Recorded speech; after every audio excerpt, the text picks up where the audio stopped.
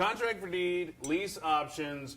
Let's start off by defining what that is. Yeah, so y'all hear me talk a lot about owner financing and that kind of stuff. And a lot of times, one of the common reactions that I'll hear people say back is like, oh yeah, I know about lease options or lease purchases or something. And I want to be very specific that lease purchases, lease options, those are completely different than an owner financed deal. And this is actually prompted from a question from Helen Sons last week. So I do want you guys, like, if you've got topics that you want to learn about, please put them in the comments, because I want to approach that. As it seemed, this is a topic that somebody put in the comments last time. Helen did, Sons.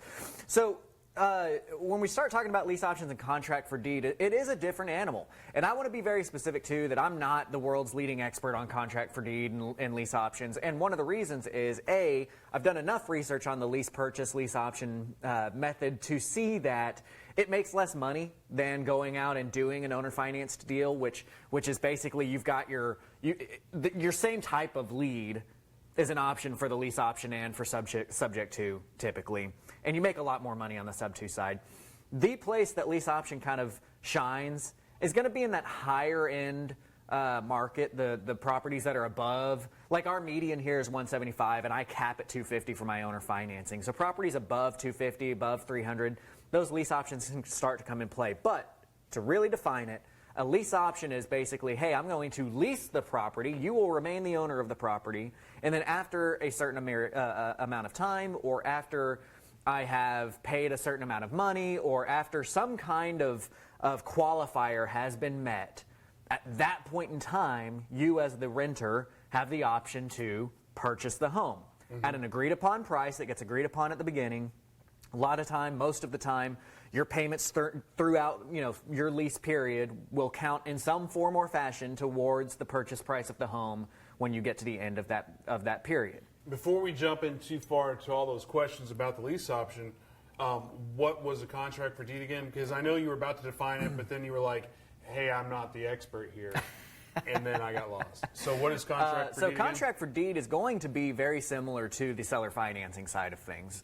Now, contract for deed is essentially what a lease option is. Okay, what a contract for deed is you have a contract that says, hey, Ryan, you're going to pay me 360 payments of $1,000, and at the end, once you've done that, then I will give you the deed to this property. Okay, that's contract for deed. Now, in most states, and this is one of the advantages here to Propelio being such a national audience. In most states, contract for deed is still good to go, and I really encourage you, if contract for deed is legal in your state, use it. Use it over the wraparound strategies, that kind of stuff, where you are giving deed to the person immediately, because you do have more protection. If you've got a contract for deed ability, then if your person doesn't pay you, it's an eviction process.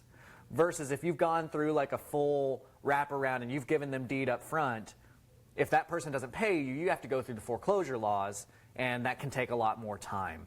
Here in Texas, for those of you who are watching in Texas and similar in other states, contract for deed has been all but outlawed. We're not able to really do that anymore. And this is semi-recent. It was 2004, 2005, a big tornado rolled through in South Dallas, tore up a bunch of people's houses. Long story short, a bunch of people had contract for deed in that neighborhood, and the landlord, owner of the property, there was 2, maybe 3 guys that were snakes, and long story short, screwed these guys out of all the insurance money. They lost everything, and it happened to enough people that they marched down to Austin and got the laws changed.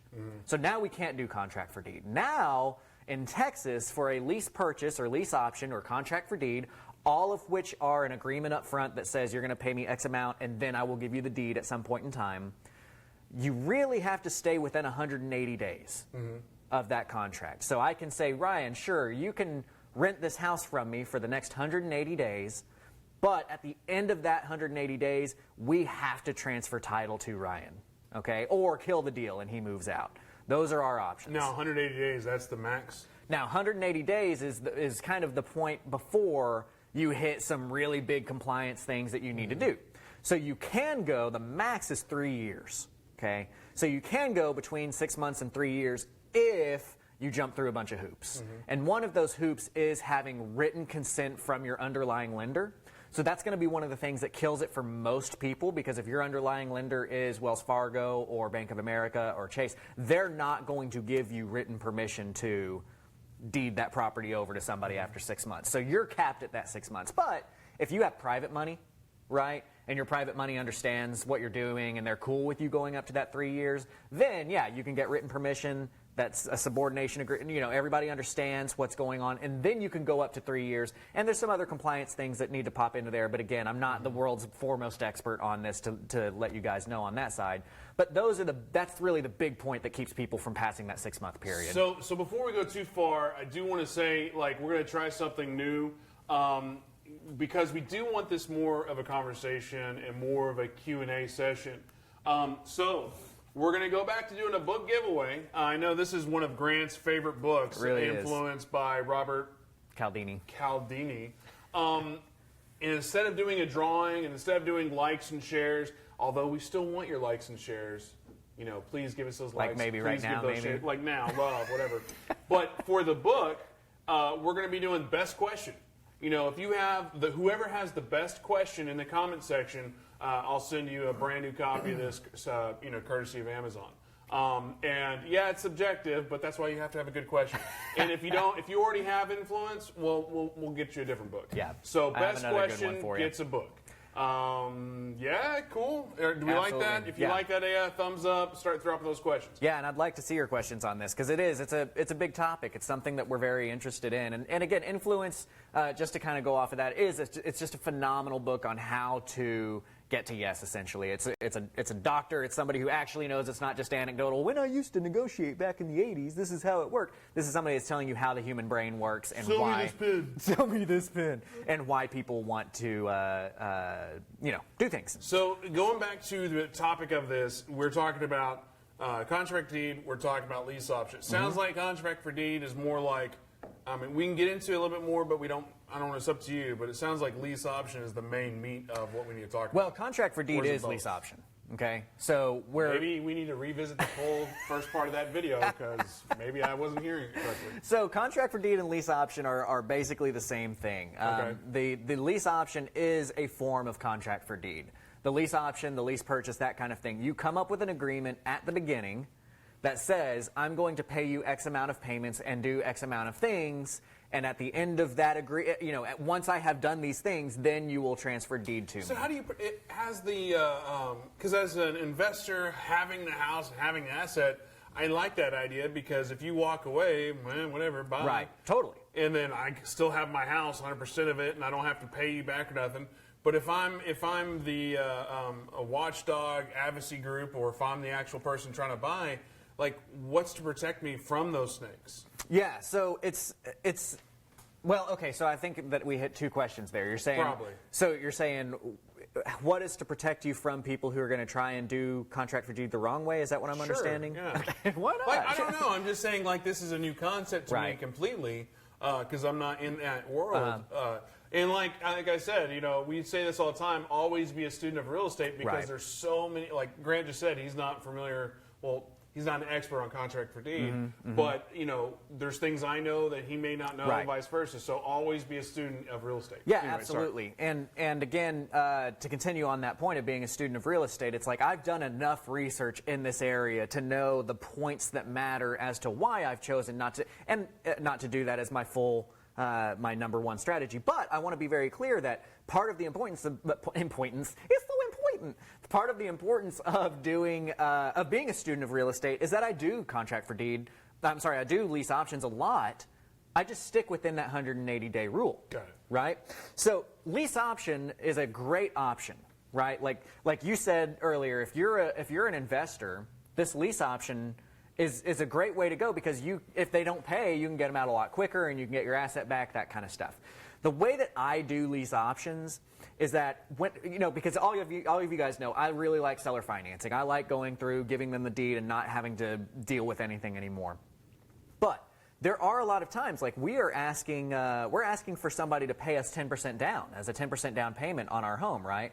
So what if I've got a $200,000 house and my buyer only has $10,000, but nobody else is really knocking down my door to try and buy this house from me. Well, this is a perfect option or a perfect time to employ that lease option, even though we only can do it for 6 months.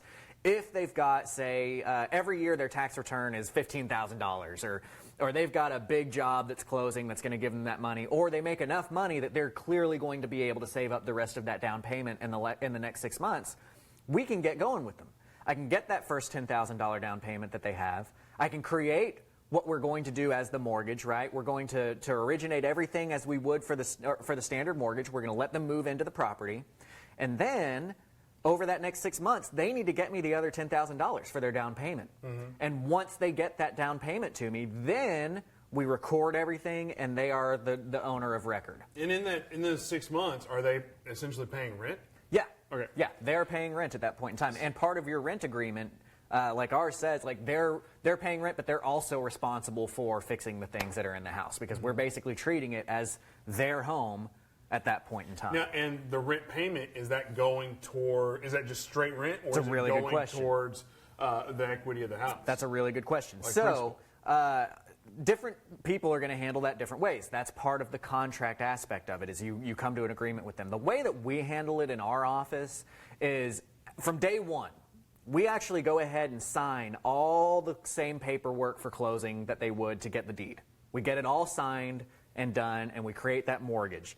Their payment is what their PITI payment would be. Got it. That is their rent, okay? So then, let's say we start on January 1st. And so that would be what, March, April, May, June 1st, sorry. I know how to count to 6. So June would be when it converts, and we're no longer able to have that lease period, and they need to come up with that $10,000 in the meantime. Well, they're paying, let's say, $1,000 every month. That's their PITI payment. Right. That's what rent would be, equal rent rate, that kind of thing.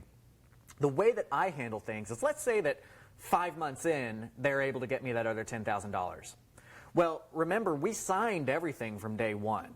I just didn't record anything. We've got it all signed and ready to go. So when they fulfill their part of it, we record these documents and then count every payment that they made for that time, just like it was a payment towards the mortgage that started on January 1st. Okay? So it's the same amount of principal, the same amount of interest that they would have been had they started paying on it from January 1. Now, so say in that first 6 months process, in that same example, they did the $10,000 down, but they still owe you $10,000 at the end of 6 months.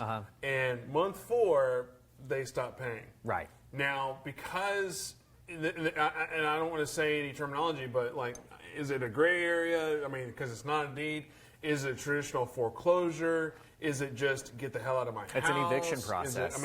So what kind of eviction process is that? Is the exact it's treated same? exact same as a rental at that point. Okay. And so that's part of the disclosure process of doing this rent-to-own or this lease option. Rent-to-own, lease option, they're similar enough. I use it exchange, even though they are technically separate things. This is really kind of a rent-to-own because they're renting, and at the end of the period, they're going to own it, rather than like they're renting, and then at the end of the period, they get to choose if they want to own it, right? That would be kind of the lease option. But the way that we would do that, part of the disclosures in January 1 and leading up to that point are really hammering it home. Look, you better pay your payments on time. You got 6 months here that you have to pay your payments on time. And I'm assuming you're going through an RMLO just to cover your rear. Yeah, we get all the RMLO stuff done on day 1. We really make sure that we're running them clear, as though from day 1 is when we were starting. And real quick, what's an RMLO? RMLO, Residential Mortgage Loan Originator. So that's the role that got created through, if you've heard of loan officer, up until the mortgage crisis, when the CFPB is the governing body of Dodd-Frank, which is the laws that go into all of the compliance issues with mortgages. They now call it the RMLO, the Residential Mortgage Loan Originator. It's a loan officer. So as an investor that's doing something like this, we are creating mortgages for people. At the end of the day, we are extending consumer credit.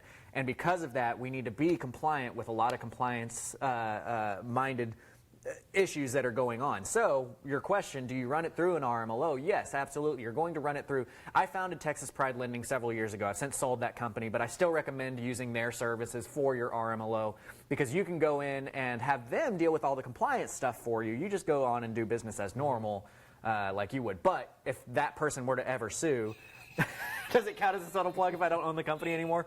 But if that buyer were to ever go and sue you and say, hey, I was unable to afford this house, this is just as bad as what happened in 2007, you're able to give the judge a packet that says, actually, I tried to make sure. I used a third party. Yeah, I used a third party. I made sure that I felt like they were going to be able to repay me. So if you're just joining us, again, this is another episode of Grant Teach Me Something. Today we're talking about the lease options, contract for deeds.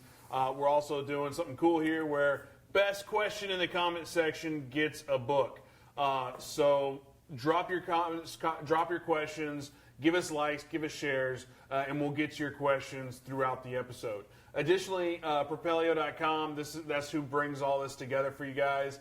If you need comps, if you need access to, or if you need leads, off-market leads, websites, investor websites, education, motivation, basically anything you need to be an investor in the real estate world, Propelio.com is going to be your thing, your go-to place.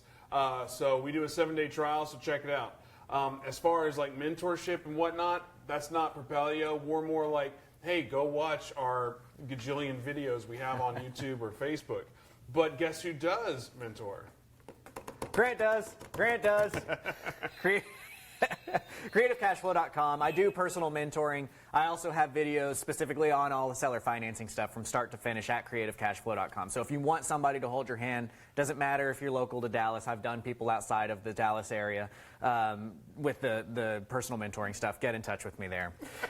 Anyway, do you want to keep going with your train of thought, or do you want to start hitting some questions? Yeah, let's hit some questions. And in honor of Miss Helen Sons being the reason that we are doing this topic, I'm going to hit her question first, which is a very broad question of, so why is lease option a good way to go, or is it?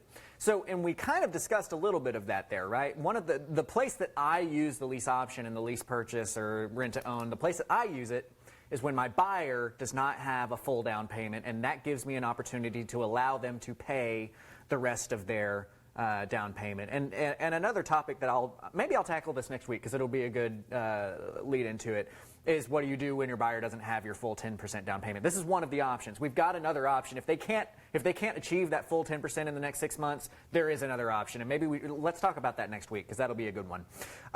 So Chris Mays has another one. What are the repercussions of violating the 180-day rule? Yes. I know they can be harsh up to losing a large amount of money. Yeah, absolutely. And just to finish up real quick on Helen's. My bad. The lease option is a really good option for that higher end home because you can essentially kind of back out of the deal and not have the liability of it by acquiring with lease option and assigning that lease option to somebody. And for that, I would recommend look at John Jackson's program. He's really dedicated his entire career to lease options, especially in Texas. So he's somebody that you can talk to on that side of things. So those are where we use the lease option best. Now, Chris Mays, what are the repercussions of violating the 180-day rule? I know they can be harsh up to losing a large amount. Yes, they are. They're very harsh. Basically, what it boils down to, ownership of the house can be up for grabs. And please, let me take this moment. We need a bumper.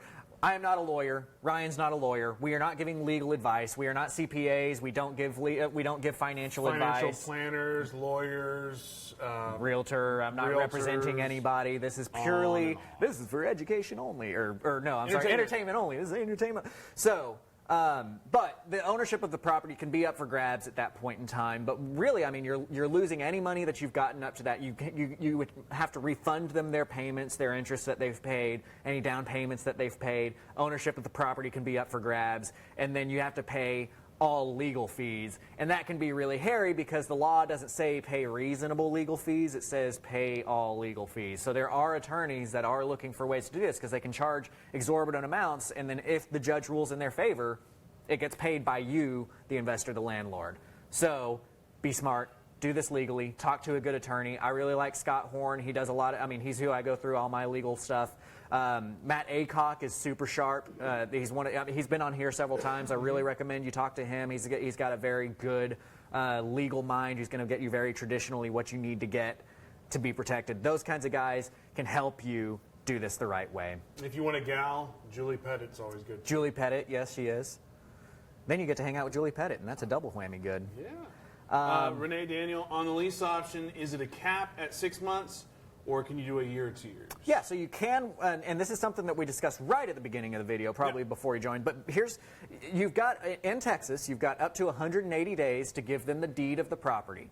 If you pass that 180-day law, you can go up to 3 years, but there's a lot of hoops you got to jump through, and the main hoop that you got to jump through, this is going to be the main prohibitive factor, which is why it'll be the only one I really discuss here, is that you've got to get your underlying lender's consent to get past that 180-day rule. So if your underlying lender is Wells Fargo, Chase, Bank of America, Bank of Texas, whoever that is, they're not going to give you written consent that says, sure, you can do the lease option for another however long. It's just not going to work for you. If you've got private money or cash that you're putting into it, then that opens up the possibility of going to that 3-year mark, but they have to have deed by the 3-year mark. You know what I just thought would be funny? Is like, I do, yes. Sorry. But like the whole like, hey, ask your questions, but like, we're not going to answer your question until you share it.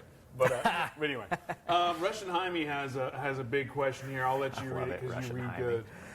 Notwithstanding any other provision of this subchapter, only the following sections apply to an executory contract described by subsection A2. If the term of the contract is 3 years or less, and the purchaser and seller, or the purchaser or seller's assignee, agent or affiliate, have not been parties to an executory contract to purchase the property covered by the executory contract for longer than 3 years, and then he doesn't include the rest of the law. Okay.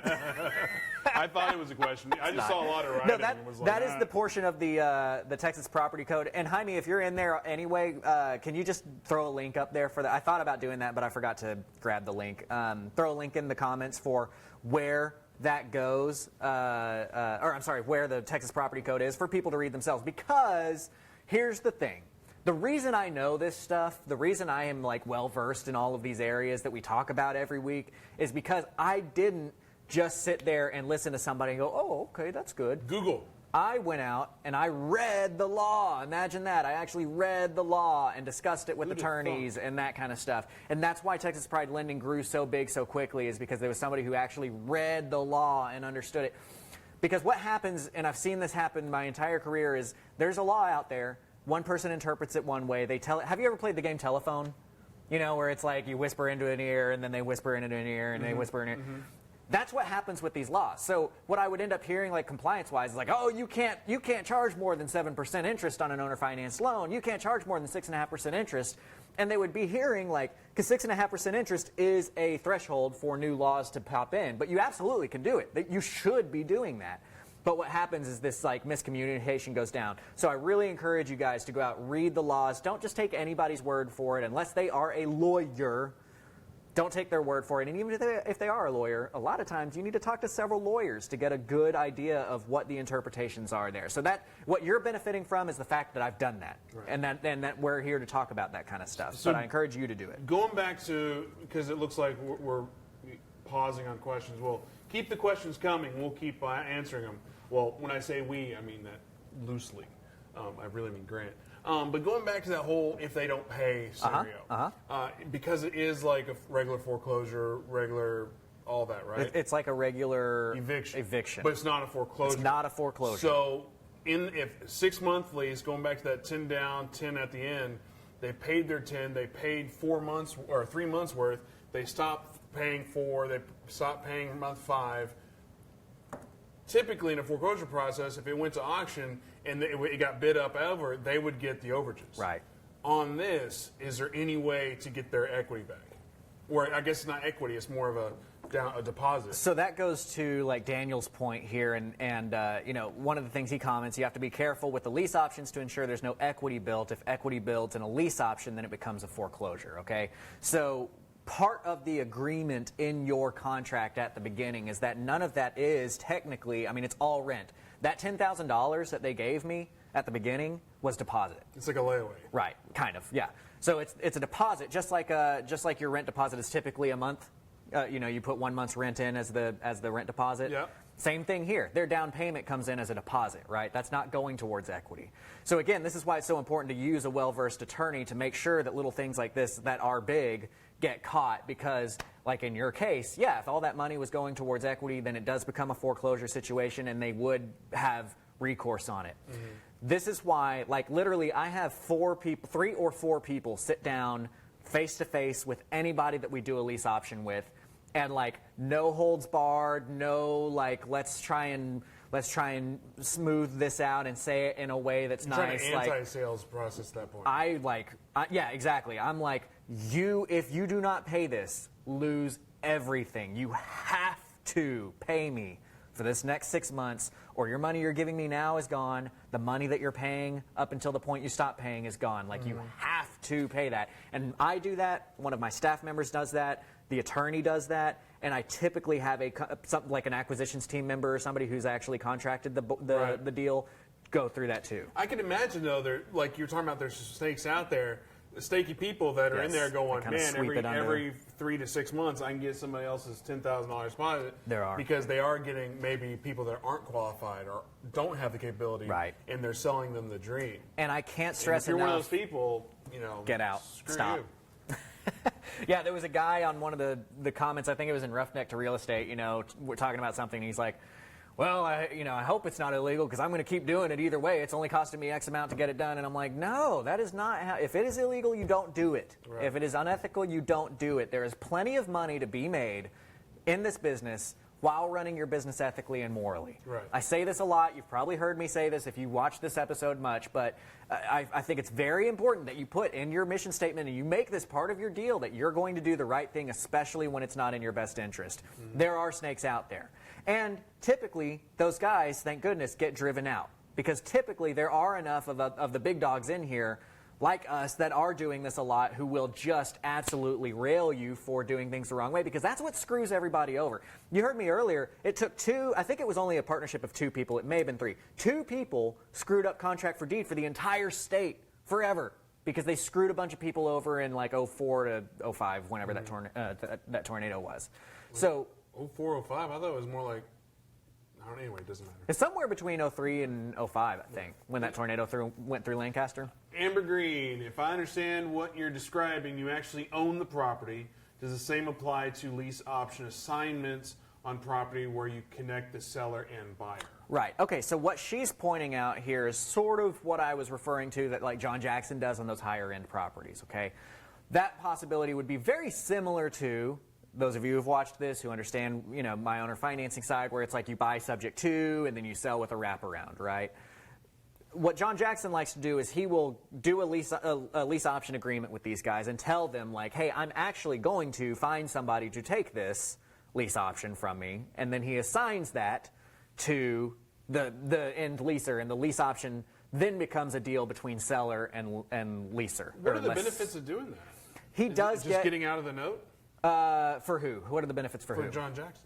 He gets a consultancy payment fee for making that all happen. There's still a down payment from over here that he gets to absorb or keep for that, for them getting in. But then the actual like monthly side goes to the seller, right? So and again, John, forgive me if I've butchered your strategy there, but that's the essence of it, right? Okay. He's still making a decent amount per property, but it's all up front, and there's no real cash flow, like, long-term to it. But when he's doing all the front end, at that point, he owns the house? No. So it's almost like it is an assignment. Deal. Yeah. So he's getting the house from seller 1, and then he's selling it, lease option to this person, and then he assigns the contract and that end buyer to the investor. Is that essentially No. He makes the seller the investor. So let's say that you've got the house, right? You own a $300,000 house and you want out.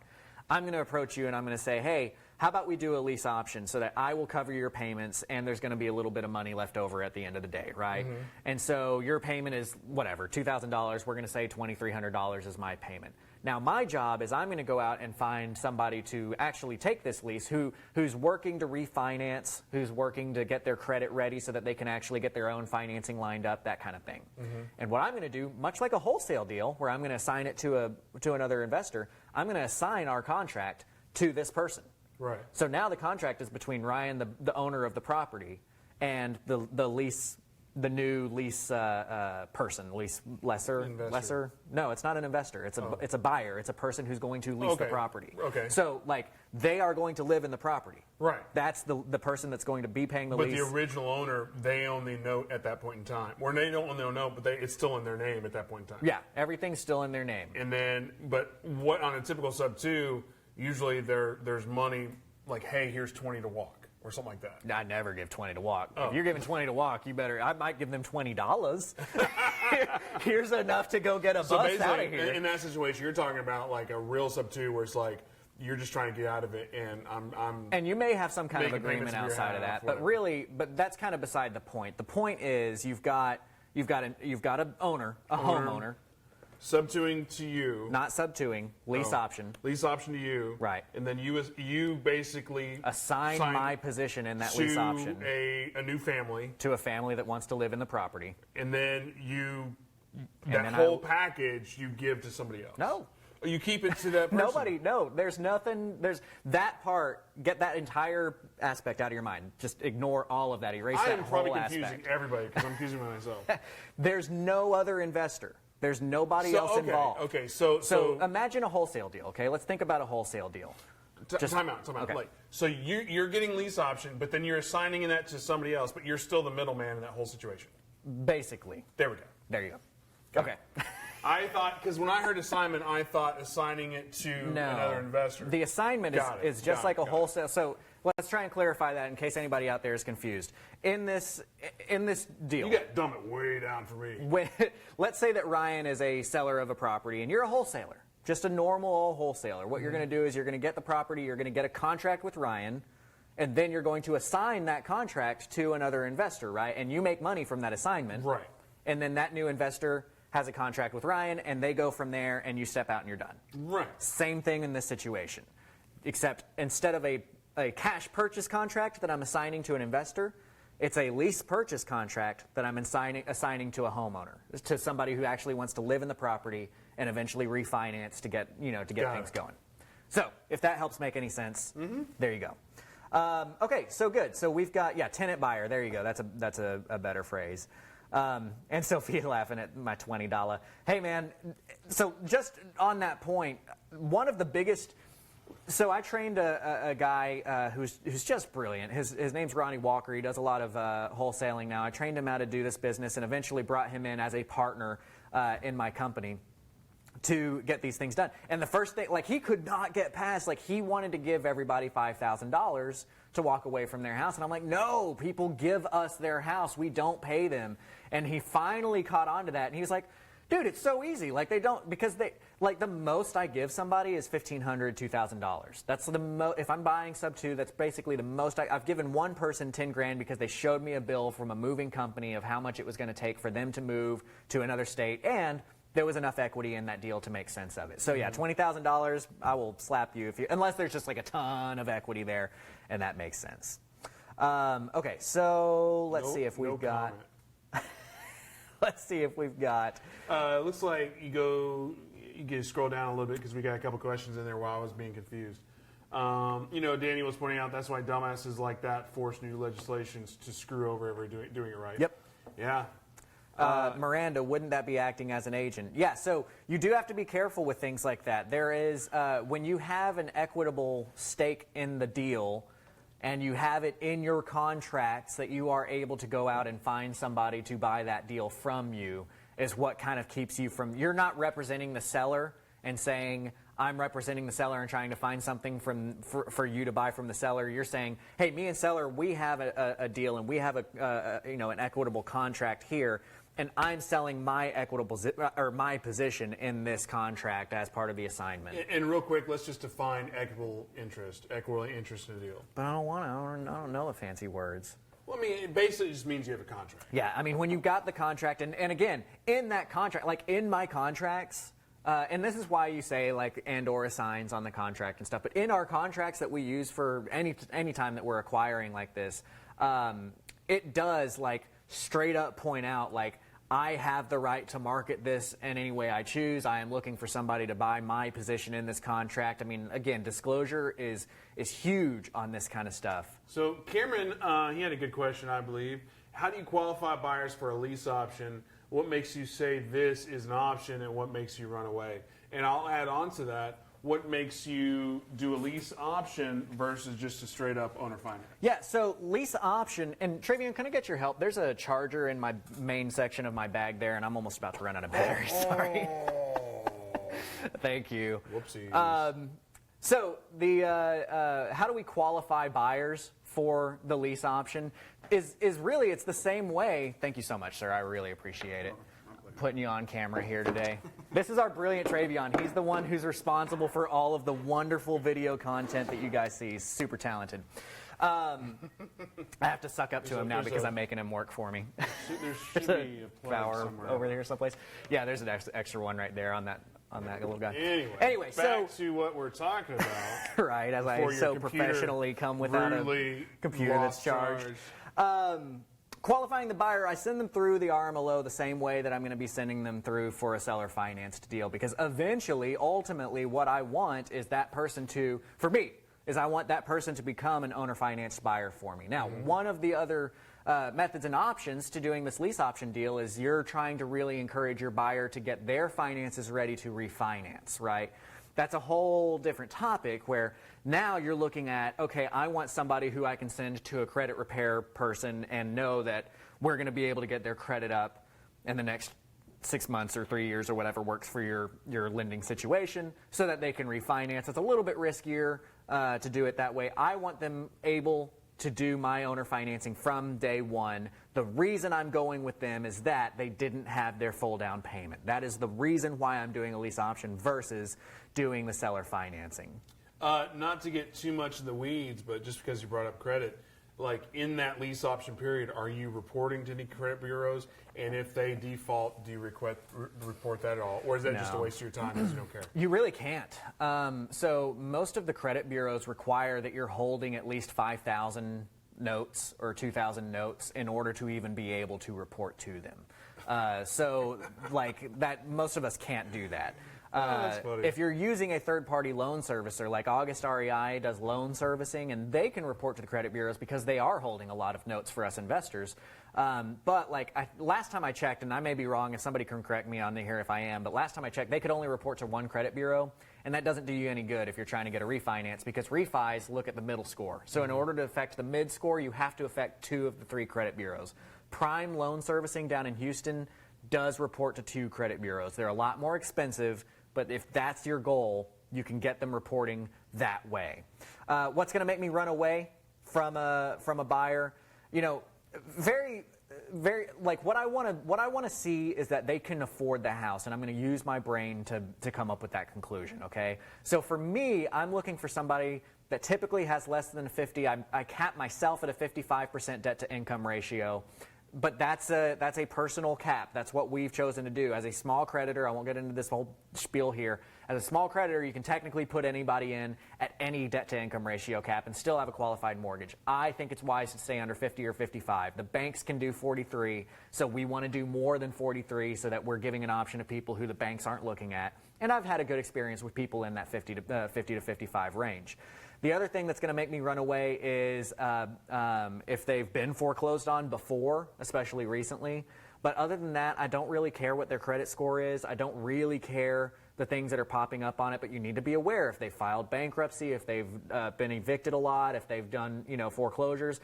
One of the things that I have noted is that people typically handle their home payment and their creditor payments in kind of 2 different categories in their mind, right? So they may be super behind on credit cards, but they pay their rent. They know that they lose their house, right? So that's what I mean by, like, you can use your brain. If they're behind on creditors, but they've never been evicted, they've never been foreclosed, they're not behind 30 days, 60 days on their mortgage anywhere, they're typically handling their house payments. But you also have to keep in consideration that if they're going to you for this type of deal, it's possible that it's because they couldn't qualify for a typical loan. Right, exactly. But that's why you charge a larger interest and get the big down payment. That's your protection. They are a bigger risk for you. Okay, so I think I think Travion had a question, but that'll give me a chance to say, by the way, best question gets a book. Right. And I think we've had some good questions here. So let's see. I love that guy. Right there. Like, too bad he didn't dance. So if the seller's monthly payments are $1,500, lease it to somebody else for $1,600 and make the difference of $100 a month, yeah, that is one way to handle that, right? And Daniel is pointing out that's a sandwich lease option. You're leasing from the buyer for $1,500 and then you're leasing to a seller for $1,600. you're sandwiching lease options there and making a little bit in the middle.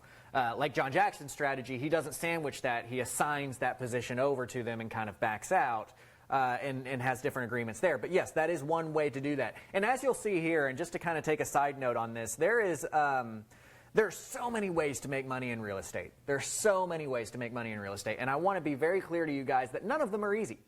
And you are probably going to see, like, you know, I come up here and I talk a lot of smack about, oh, I make so much money and I live in this and I do that and blah, blah, blah, and we buy all these houses and stuff. And you might say, like, oh, man, sub 2 that's the way to go. That's easy. And I can just buy houses and turn around and flip.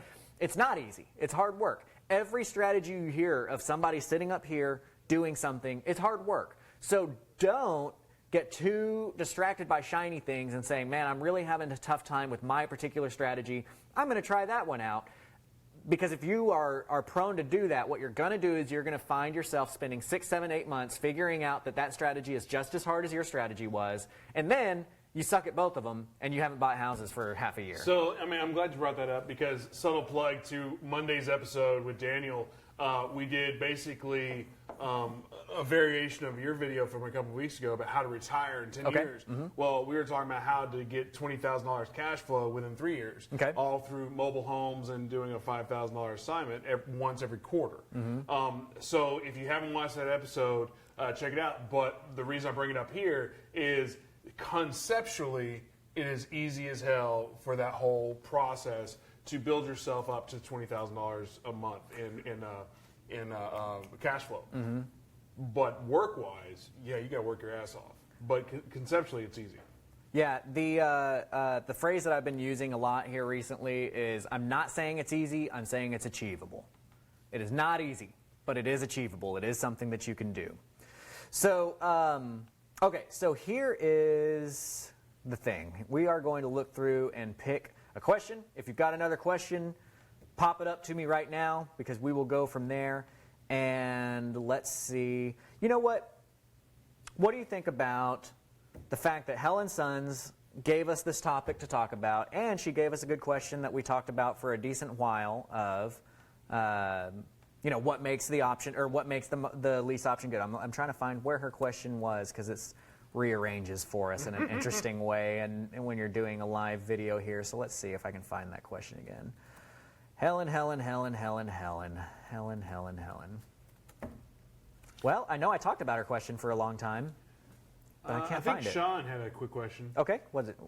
This concept is without spending any of the money. Oh, I'm on the wrong video. Good job, Rai. Whoops. Okay. Well, you know what? I can't find it.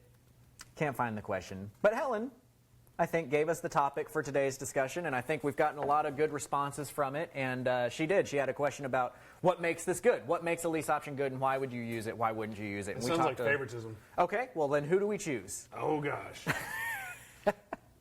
Well, I would choose Cameron, but I went Where's to college Cameron? with him, so that's favoritism there. Wow. What we need is a coin flip. Okay. That's what we can do. Or somebody else can have a really cool question come in and just blow us away. Yes. All right. Well, good. Well, here's the thing. Or Daniel, just so you know, this Daniel is your says book. I want the book. We're I giving actually it away. pulled this off Daniel's desk. So, Daniel, you already have this book. So, how about this? Everybody like, everybody share, and we'll still only give it to one person. Right, exactly. We'll decide who. We'll let you know and go from there. I think that this is a good topic. It's a good thing to talk about. If you guys have some kind of question that you're curious about and you want to hear us give a discussion on it, drop it into the comments because that's what we want to go over. Miranda gives a good suggestion here. Whichever comment gets the most likes. So if you liked a comment, that's a really good way to do it. If you liked a question that we were talking about here, please go in there and like that comment that the person asked the question. At the end of the day, whoever has the most likes, that's who will give the question to, or the book Miranda is the winner there. She helps us out. So, you know, as y'all are liking those questions of which ones you like the most, you know, subtle, not so subtle plug, Propelio.com. We're the guys. It is the guy that puts all this on. We try to do as many videos as possible to give you as much education, and not just education, but actual items. A lot of the seminars and education that's out there, you go to it and you're like, oh, cool, I know what a house is now. Now what?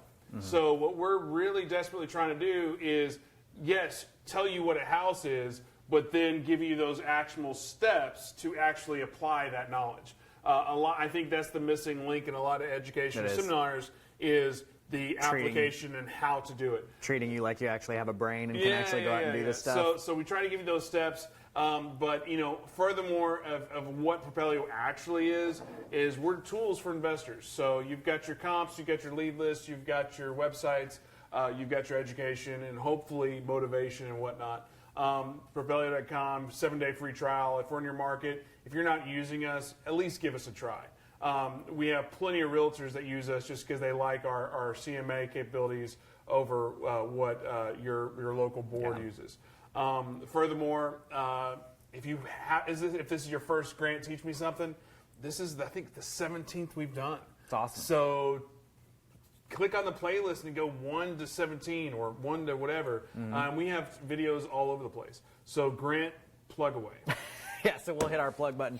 Again, if you guys do want to learn more about seller financing, specifically creativecashflow.com, I do personal mentors, and then I also have an excellent online academy where you can learn from start to finish everything you need to do subject to, wraparounds, free and clear owner finance purchases, that kind of stuff. It's cool. Actually, I met with somebody down in Austin this weekend who was the VP of sales for a very large, you would know it, tech company, a very sophisticated guy. He actually bought my program, and he wanted to meet with me on Sunday because he said, man, I looked at it was one of my first 4 videos, and he was like, it blew my mind. He bought 3 houses with it the next day. 3 houses with that exact same strategy the next day. So again, talk about actionable information. That's what we're all about. We want to get this stuff in front of you. So please use Propelio, like, share, keep watching us every Wednesday at 11. We will be here to talk to you guys. Please drop in something in there for another topic for us, and we will address that. As far as the book goes, whoever writes, I have the best question, or I had the best question, I'll send the book. Okay, we'll just change it again. Lag. All right. I don't know. Did we count? Oh, yeah, I like your ways better. Yeah. Who had the best likes? At the end of the day, whoever has the best likes. We'll count later, so forget what I just said. Anyway, we'll see you next week. Thanks, guys. And we'll see you later. Thanks for tuning in, as always, and check us again for Grant Teach Me Something! Bye. Please frame high five. Bye.